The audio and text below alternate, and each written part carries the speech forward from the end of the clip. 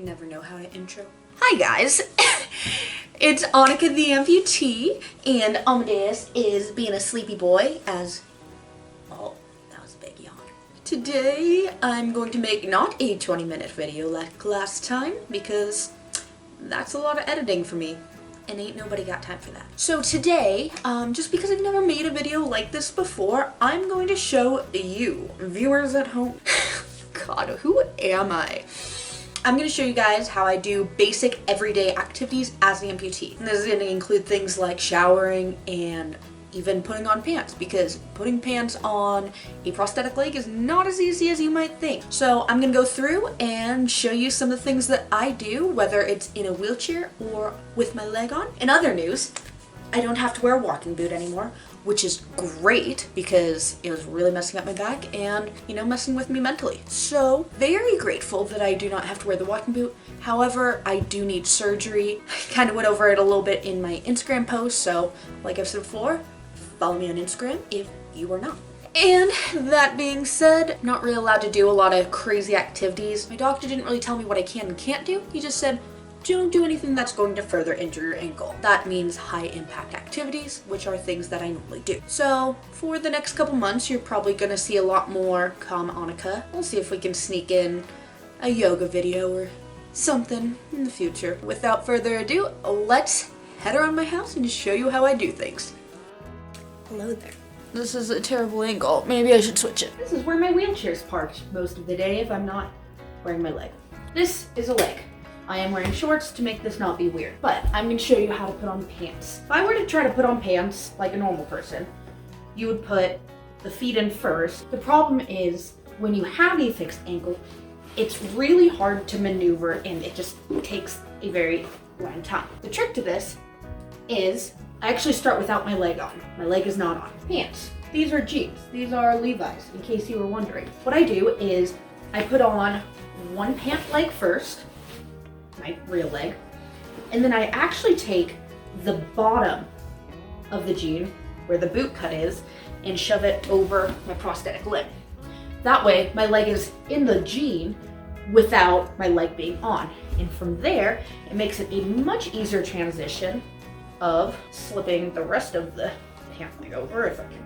Takes a little bit of practice. Like I said, I don't wear jeans a lot, but now I have easy access to my leg. Put my leg in. Like I said, I'm wearing shorts. This isn't weird. And I can put the rest of my jeans on. I have jeans. I have a leg on. Can't even tell. Am I an amputee? The world may never know. And that's that. So another thing I struggle with as an amputee in my everyday life is shoes. Anybody who has a prosthetic leg knows this. If you're about to get a prosthetic leg, you're gonna figure it out real quick. You can wear whatever shoes you want with this. If you guys remember watching my Ideo brace video, you had to wear shoes that didn't really fit, or were different sizes, or just were kind of big and clunky and not cute. But look at it, I'm wearing Converse. I'll show you how to do it with one shoe, and I'll show you a shoe that's a little more difficult because this Converse is actually very easy to take on and off. One really nice thing about prosthetic feet is your feet do not sweat. So in turn, I can keep one sock on my foot for weeks. Yeah, when I start getting dirty or it starts looking weird, I'll change it. But you can use any sock, and that means the rest of your socks last a whole lot longer. This time I just had on a standard black ankle sock. A lot of times, however, I will use a half no-show sock. The reason I do this is because I don't like that some socks will go up too high on the foot shell and kind of cuff around the prosthetic limb, and I think it looks kind of weird, but hey, it's all personal preference. Put a sock on, stretch it over, nothing hurts, nothing moves, it's pretty easy. But here's the difficult part.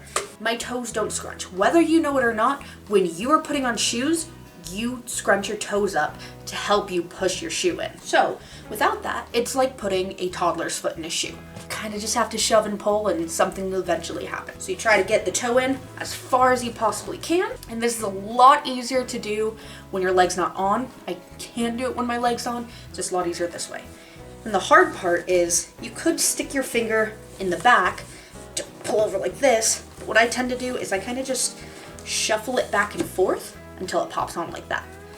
And then here's a fun trick that maybe some of you don't know about me.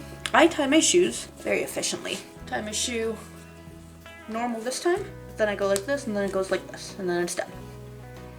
Then I go like this, and then it goes like this. Fun little trick I found in college. That's how I put on my Converse. Now something for a little more difficult, something I don't wear as often, but I can wear, is a flat. So all you ladies out there, all you men who have ladies in your life, know that flats don't have a lot of leeway. They're kind of just here.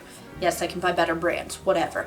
I go to Ross because I'm cheap. If I tried to do that same method where I shove my toes in all the way, get it in, but then it's so small in the back that it's just so hard to do this. And by the way, I do keep the sock on because it just makes it a lot easier to slide on and off shoes. Otherwise it's rubber against whatever material's inside here. Most of you have prosthetic limbs, or if you're going to get a prosthetic limb, I am pointing with my foot right now, not a normal video.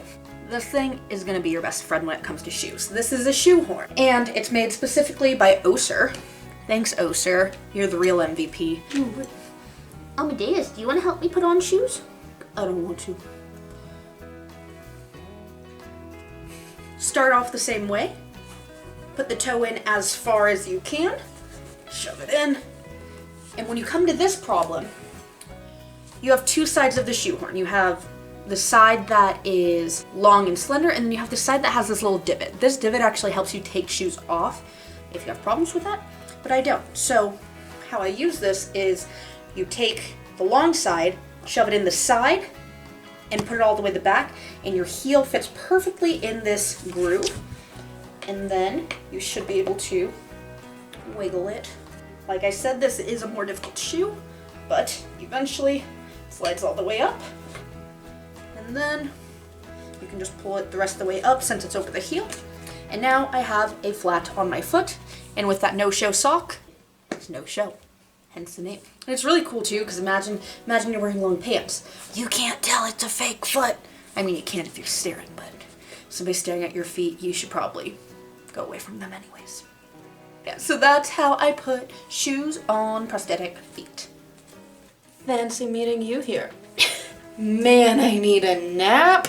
I'm gonna show you how I shower. It's not gonna be weird because I'm wearing clothes. When you shower as an amputee, you could shower with your leg on, but you're not gonna be able to clean your residual limbs. So it's very important to know how to shower without your leg on. I am very fortunate in the fact that my apartment is wheelchair accessible. My wheelchair fits through all the doors, and I use my wheelchair partially to shower. So what I do is I roll up and lock my wheelchair because we don't need that sliding.